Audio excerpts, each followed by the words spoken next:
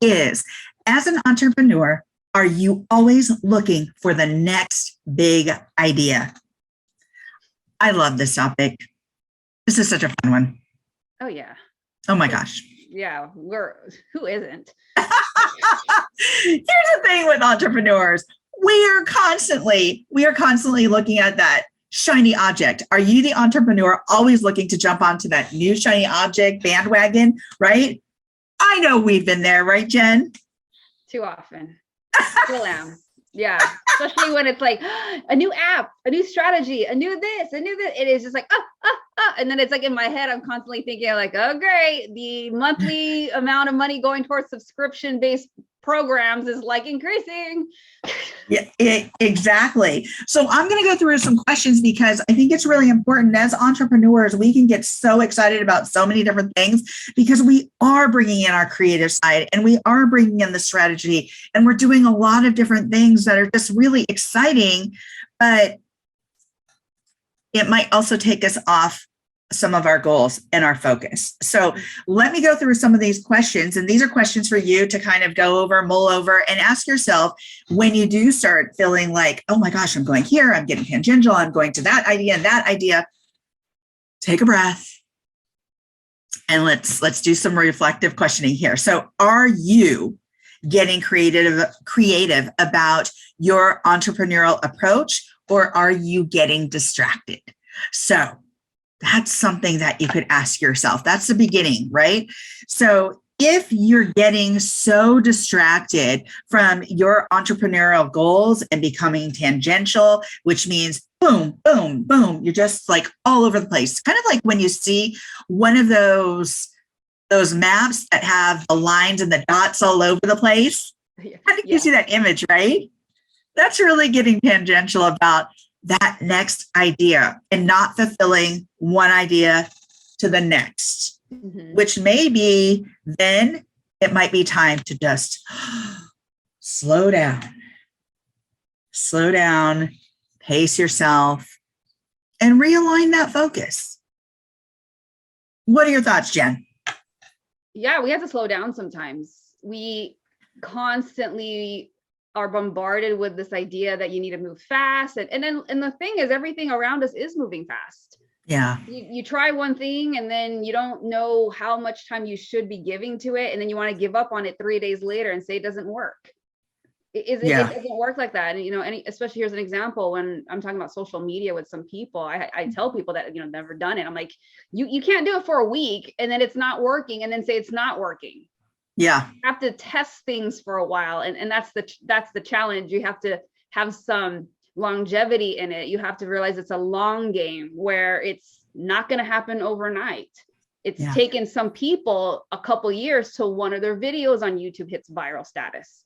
Yeah. But they didn't start with the second video. It took multiple videos. It took a couple months, several months, a couple years. And so that's the thing I think we have to be careful of, is that we want to keep jumping and get, it doesn't work. There's something new. It doesn't work. And then it's just like, wait a minute, you're not dedicating some time for something to get some saturation and for you to really see like, okay, is this working? Did I test it before I keep jumping to the new thing? Yeah. Oh my gosh. I love that. To get some saturation, to really get some roots, right? And it usually takes anywhere from 0 to 5 years for something to really gain some momentum. Mm-hmm. So when we're jumping all over the place, are we allowing roots to grow and kind of get in there and bind? Not necessarily. So I will say it's not bad. It's not a bad thing that entrepreneurs get excited about new ideas. That's how we start our businesses, right? We get excited about these new ideas. But if these new ideas are coming at you at lightning speed, fast, boom, boom, boom, and keeping you from achieving your ideas and bringing those to fruition, now, this may not be benefiting you. Yeah. So what I would say is, again, going back to these questions, I would suggest asking yourself, number one, is this an idea that aligns, and we talk about this all the time, is this an idea that aligns with your values? because that's going to help you get clear if you can stand behind that product, if you're going to be able to support that product or service, if you know the why about that product or service. It's got to align with your values. Is this an idea that translates into opportunity? Meaning, is this something out there that's you have the opportunity to grow? This is going to gain momentum. That's something new that you haven't seen out in the market. Is this going to create opportunity for yourself as well as for the consumer? How is this going to help the consumer in a different way that maybe something out there is not helping them now? Is this an idea that aligns with your current goals? So, and that's really important because seriously, if it's not aligning with your current goals, or if it's not something that you can take and impose onto those goals, that's going to help kind of, help that goal blossom, that's going to be taking you off of your focus. Yeah. So, and is this an idea that can be integrated into your current business plan? Similar to number 3. Yeah. So can you integrate this into your strategy? Can you apply it to a goal? Is this an idea? This is number 5. Is this an idea that's going to completely distract you from all the work that you've put into your other goals? Because if it is, that might be detrimental. That might not be the most helpful. Number 6 is this something you're worth taking a detour for? That's a good one. Right? So are you willing to say, I'm going to put everything else aside right now, and I'm going to take a detour for this new idea? Every hour, every minute, everything that I put into that other plan, those other goals, is it worth it? I know I was asked the other day about a project and to take on a new project. And I thought to myself, I've been thinking over the weekend, I'm like, I don't think I can. With all that I have on my plate, with all that I truly believe in right now, that aligns with my values, that aligns with my strategic plan, can I take on another project? As much as I'd love to, is that shiny object going to take me off of my stride? That is really important to ask. I think this is probably one of the most valuable ones that we can ask ourselves, because we've talked about this before, where every time you say yes, and you keep saying yes, every time you keep saying yes to everything around you, you are saying no to something else. And oftentimes that no is saying no to you. Right. yourself.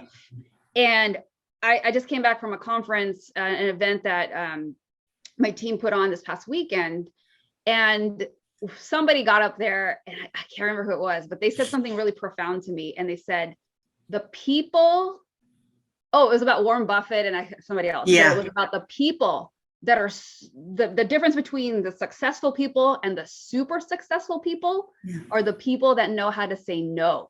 Yeah. That was like, that's so true. Because you imagine how many opportunities are coming across these people's laps and seeing like, oh, here's another thing. Hey, how many times do you think they're getting pitched? But they have to be so solid. This is why core values are so important. They have to be so solid in the direction that they're going and how they're going and what they need to do to get there. If this new shiny object thing is going to be something that's not in alignment with this path, those people know how to say no. And I know sometimes it can be tempting to be like, oh yeah, but I can make more money here. Yeah. And sometimes you might say yes, because it depends on the return on the investment, depends on how long it's going to take. But the thing is, you have to get into that place and position of knowing what to recognize, when to say yes or no to those things. And so this is because time is a commodity that we can never make more of. Yeah. So your time is super, super, precious. And if you're, we also talk about comparison. If you're on a path trying to do something and you keep saying yes to the things that are taking you away from that path, you're getting in your own way. Yeah, absolutely. I love that, Jen. And that is so important. And I'm going to piggyback on what you said a bit. Look at your plate. If your plate has no more room and it's already overflowing with abundance of things that you are just so fulfilled by and so excited by, it's okay to take something off that plate or not put something on that plate, something additional on that plate. it's okay. Otherwise, if we keep piling stuff on that plate, there are things that are going to get covered up that you really care about. And you're going to be like, where did that go? Yeah. I was working on that, and I was 3/4 of the way there, and I just kept piling crud on there and on there. It got buried. What do they tell you at a buffet? Take all you want, but make sure whatever you take, you eat it. and here's the other thing. You can go back for more. So once you're done fulfilling those goals, you can go back to that place and pick up that new goal or pick up that new shiny object. But to get distracted so much where you're not fulfilling some of your other things that are so important to you, that excite you, that's where you need to think about, my plate is full right now, or I'm going to put that aside for the moment. So next question, is this something that you've researched and will bring something new or innovative to your target market? Kind of touched on that earlier, and that's really something that you want to think about when you think about taking on a new something. Is it going to be innovative? Is it going to bring something new to the market? And then number 8, as entrepreneurs, we love to get creative. Jen and I love getting creative. Yeah. We love it. It is like some of the best stuff you do as an entrepreneur is being creative. I know. Mm-hmm. It's so easy to be distracted. I love it. She loves it. And we love new ideas. We love these new ideas. We get excited about change. Oh my gosh. And that's so funny because a lot of people are like, ooh, I don't like change. But entrepreneurs, I love it. Oh my God. Yeah. And being a military spouse, seriously, if I'm somewhere for 5 years and I'm leaving, I'm like, I'm ready to go. I'm ready to move. So I didn't used to be like that, but living the military lifestyle for 21 years has helped me transition, has helped me grow, has helped me re-strategize, has helped me look at things differently because I've had to live in different places, live in different countries, you name it, mm-hmm. and get up and go on a whim because we've got orders here or there. So I love change, but I also need to look at, does that change turn into opportunity? Is there a demand for that new ideas or service or product? And how does this help me meet my current goals? And with all that said, reflect on these questions. Yes. So much good, juicy stuff. And thank you, Summer. And thank you guys out there for joining us. Let us know in the comments below, what do you do when you have this new idea come across, and what are some things that you do to help you stay focused? Let us know in the comments below. And if you like this video, make sure you hit that like button. And if you are not already subscribed, hit the button, subscribe, and the notification bell. And until next time, thank you for being here. We'll check you out later. Take care, everyone. Ciao.